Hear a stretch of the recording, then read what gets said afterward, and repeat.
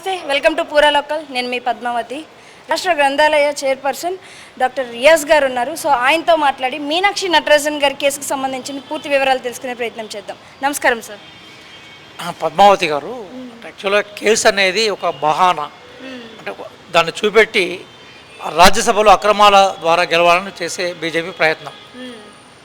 మేమందరూ కూడా highly educated, భారత రాజ్యాంగం మీద, ఎన్నికల కమిషన్కి సంబంధించిన విధి విధానాల మీద సంపూర్ణమైన జ్ఞానం ఉన్న వాళ్ళని. ఎన్నికల కమిషన్ ఏం చెప్తుంటుందంటే, నామినేషన్ వేసే ఏ అభ్యర్థికి సంబంధించిన అన్ని రకాల వివరాలు ప్రజలకు తెలియాలని కోరుకుంటుంది. ఇది బేసిక్.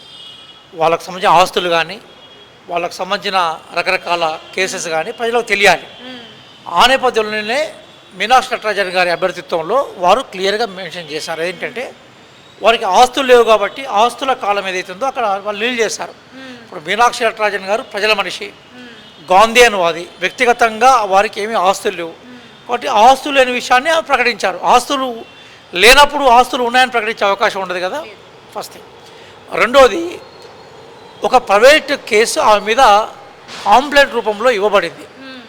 దాని కేసు అని ఎప్పుడు అంటామంటే, కాంప్లైంట్, పిటిషన్ వేరు, కాంప్లైంట్ వేరు.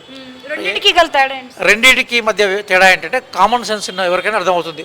పిటిషన్ అంటే వీళ్ళ మీద ఈ విషయం మీద మేము ఆరోపణ చేస్తున్నామని చెప్పేసి ఒక విజ్ఞాపన పత్రం లాంటిది పిటిషన్. అది కాంప్లైంట్ అంటే ఏంటంటే, ఆరోపణ చేస్తే దాన్ని పోలీసు వాళ్ళు నిర్ధారించి ఎఫ్ఐఆర్ అంటే ఫస్ట్ ఇన్వెస్టిగేషన్ రిపోర్ట్ చేసి అది సివిల్ కేసా క్రిమినల్ కేసా అనేది వాళ్ళు నిర్ధారిస్తారు. ఎఫ్ఐఆర్ నమోదు కాకుండా ఒక కేసు సివిల్ కేసా క్రిమినల్ కేసా అని ఎవరు నిర్ధారించలేరు.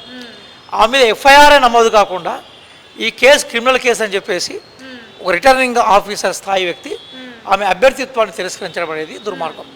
వాస్తవంగా మధ్యప్రదేశ్లో 3 సీట్లు ఉన్నాయి. 2 సీట్లు బీజేపీ గెలుస్తుంది, వాళ్ళ బలం అంతే. ఇంకో సీటు కాంగ్రెస్ గెలుస్తుంది, 63 మంది శాసనసభ్యుల బలం కాంగ్రెస్ ఉంది కాబట్టి 63 మంది శాసనసభ్యుల బలంతో మీనాక్షి నటరాజన్ గారు గెలవాలి. ఈ 63 మందిని రకరకాల రూపాల్లో లోపరుచుకోవాలని, వాళ్ళ ఇన్ఫ్లుయెన్స్ చేయాలని బీజేపీ ప్రయత్నించింది. కానీ కాంగ్రెస్ పార్టీ ఎమ్మెల్యేలు స్థిరంగా దృఢనిశ్చయంతో పార్టీ కోసం అంకితాభావంతో ఉండి బీజేపీ ట్రాప్లో పడలేదు. అప్పుడు బీజేపీకి ఏం చేయాలో అర్థం కాకుండా మీనాక్షి నటరాజన్ గారికి సంబంధించిన క్యాండిడేట్ని తిరస్కరించే ప్రయత్నం చేశారు. వాళ్ళకు క్లియర్గా తెలుసు ఏంటంటే, మీనాక్షి నటరాజన్ గారికి సంబంధించిన అన్ని విషయాలు ఫేర్గా ఉన్నాయి. ఇప్పుడు ఎలక్షన్ నోటిఫికేషన్ ఏం చెప్తుంటుంది, నీ వివరాలు చెప్పు ఉంటుంది. నోటిఫికేషన్లో సివిల్ కేసులు ఉంటే దాన్ని ఎలక్షన్ కమిషన్ పట్టించుకోదు. క్రిమినల్ కేసులు ఎవరు నిర్ధారించలేదు, ఇది క్రిమినల్ కేసా సివిల్ కేసా అని ఎఫ్ఐఆర్ నిర్ధారించాలి లేదా కోర్టు నిర్ధారించాలి. అవన్నీ లేకుండా ఆమెను దాని ఆధారంగా కేసెస్ ఇన్ఫర్మేషన్ ఇవ్వలేని ఆధారంగా రిజెక్ట్ చేయడం అనేది రాజ్యాంగ విరుద్ధం. సుప్రీంకోర్టు తలుపు తట్టాం. అయితే సుప్రీంకోర్టు అయితే అడ్మిట్ చేసింది. ఇది కొంచెం ఆశాజనకంగా కనబడుతూ ఉన్నది మనకు. రేపు దాని మీద విచారణ చేపట్టి మాట్లాడుతూ ఉన్నది. అందుకోసం రాజ్యాంగ విరుద్ధమైన చర్యల్ని, రాజ్యాంగ స్ఫూర్తిని కాపాడే బాధ్యత సుప్రీంకోర్టే కాబట్టి సుప్రీంకోర్టు తీర్పు మీనాక్షి నటరాజన్ గారికి అనుకూలంగా ఉంటుంది, అంటే ప్రజాస్వామ్యానికి అనుకూలంగా ఉంటుంది మేము భావిస్తూ ఉన్నాం.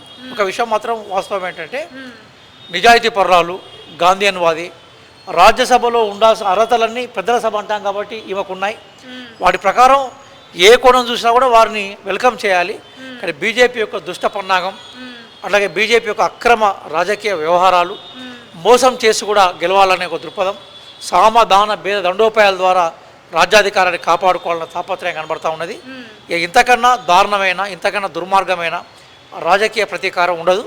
ఈరోజు బీజేపీ టెంపరీగా నవ్వుతూ సంతోషపడుతూ ఏదో గెలిచినట్టుగా ఫీల్ అవుతున్నారు. కానీ భవిష్యత్తులో ప్రజాక్షేత్రంలో బీజేపీ పల్చర్ అయిపోయింది. ప్రజలు బీజేపీ విధానాలు అసహించుకుంటున్నారు. ఈ విధానాలకు వ్యతిరేకంగా న్యాయపరమైన పోరాటాలు చేస్తాం. న్యాయం మాకు లభిస్తున్న నమ్మకంతో మేము ఉన్నాం. సార్, ఇటు బీజేపీ పార్టీయే కాకుండా ఇందులో నరేంద్ర మోడీ గారి హస్తం కూడా ఉంది అని కొంతమంది వాదన అయితే వినిపిస్తుంది. ఇది ఎంతవరకు వాస్తవం? ఇప్పుడు బొమ్మా బొరుసు కదమ్మ, నరేంద్ర మోడీ గారు బీజేపీ పార్టీ బొమ్మా బొరుసు, ఆర్ఎస్ఎస్ కూడా వాళ్ళకు అనుసంధానంగా ఉండే వాళ్ళ ఆర్గనైజేషన్ కాబట్టి మొత్తం బీజేపీ కుట్ర. ఒక నిజాయితీపరులైన నాయకురాలు, అద్భుతంగా మాట్లాడగలిగిన నాయకురాలు, రేపు ఆమెను చూసి భయపడిపోయింది మొత్తం బీజేపీ పార్టీ ప్రైమ్ మినిస్టర్తో సహా భయపడిపోయాడనేది నిదర్శనంగా మనకి ఇప్పుడు కనబడుతూ ఉంది. ఏదైనా కాంగ్రెస్ పార్టీ న్యాయ పోరాటం చేస్తుంది, న్యాయం కోసం నిలబడుతుంది. సార్, ఏదైతే 3 ఏళ్ల క్రితం జరిగిందో ఇన్సిడెంటు, దీంట్లో ఎఫ్ఐఆర్ కూడా రికార్డ్ అవ్వలేదు అని చెప్తున్నారు. అయితే ఇది హైదరాబాద్ ఇన్సిడెంట్ అవ్వడం, దీన్ని తీసుకెళ్ళి అక్కడ పంజాబ్కి లింక్ చేయడం అనేది ఇది ఎంతవరకు కరెక్ట్ అంటూ కొంతమంది వాదనోపవాదాలకు దిగుతున్నారు. సో దీనిపై ఇప్పుడు మధ్యప్రదేశ్కు దీనికి సంబంధం లేదు. నమ్మదన్న విషయం ఏంటంటే అంటే బీజేపీ, నేను ఇంతకుముందు ఏమన్నాను, బీజేపీ తన అధికారాన్ని కాపాడుకోవడం కోసం ఎట్లాంటి కుట్రయత్నాలు చేస్తుంది. విలువలు లేని పార్టీ అది. రాజకీయాలను అక్రమంగా చేసే ప్రయత్నం చేస్తుంది. ఆ విషయాలను మేము ప్రజల్లో ఎండగట్టే ప్రయత్నం చేస్తాం భవిష్యత్తులో. చివరిగా ఒక్క ప్రశ్న సార్, ఈ కేసులో ఎవరైతే ఉన్నారో ఏమనగా ఈ లలిత గారు ఈ కేసు అనేది మనకి బయటకు తీసుకురావడం అనేది జరిగింది. సో ఆవిడ తరపు నుంచి ఎలాంటి వాదనలు అంటే వారి మీద నాకేం అవగాహన లేదమ్మా. ఆమె బేసికల్గా ఏంటంటే ఎవరో గతంలో కాంగ్రెస్ నాయకుడు ఏదో తప్పు చేస్తే అతని మీద క్రమశిక్షణ చర్యలు తీసుకోవాలని చెప్పేసి పార్టీకి ఏదో లెటర్ పెట్టినట్టుగా ఉంది. అందులో భాగంగానే వీళ్ళ మీద పేర్లు ప్రస్తావించినట్టుగా చెప్పారు. ఆ ఎపిసోడ్ మీద నాకు తెలియదు. కానీ నాకు తెలిసిన విషయం ఏంటంటే మేడం గారి మీద ఎట్లాంటి క్రిమినల్ కేసెస్ లేవు. బీజేపీ వాంటెడ్గా రాజకీయ విలువలకు విరుద్ధంగా ఆమెను రాజ్యసభలోకి పంపించే ప్రయత్నం లో అడ్డుకుంటుంది. సో ఇప్పటి వరకు కూడా మనం మాట్లాడిన దాని ప్రకారం ఏంటంటే మీనాక్షి నటరాజన్ గారికి ఈ కేసులో ఎంతవరకు కూడా ఆవిడ ఇన్వాల్వ్మెంట్ ఉన్నది అని అనేది సెక్షన్స్ ప్రకారం ఆమెను ఇన్వెస్టిగేషన్ చేయడం కానీ దానికి సంబంధించిన పూర్వపర ఆధారాలను కానీ బయటపెట్టడం కానీ ఇలాంటివి ఏవి లేకుండానే ఆవిడ మీద ఆరోపించిన ఆరోపణలు కూడా నిజమని ప్రూవ్ కాకుండానే ఆవిడ ఈ కేసులో ఇన్వాల్వ్ అయి ఉన్నారు అని చెప్పి ఈ రాజ్యసభకు సంబంధించి నామినేషన్ని వెనక్కి తీయడం, తిరస్కరించడం అనేది కరెక్ట్ కాదంటూ ఇక్కడ కాంగ్రెస్ పార్టీ అభ్యర్థులందరూ కూడా వాదోపవాదాలకు దిగుతున్నారు. సో దీనికి సంబంధించి మరిన్ని అప్డేట్స్ ఇంకా రావాల్సి ఉంది. అంతవరకు వేచి చూద్దాం అండ్ చూస్తూనే ఉండండి. This is Padmavathi signing of.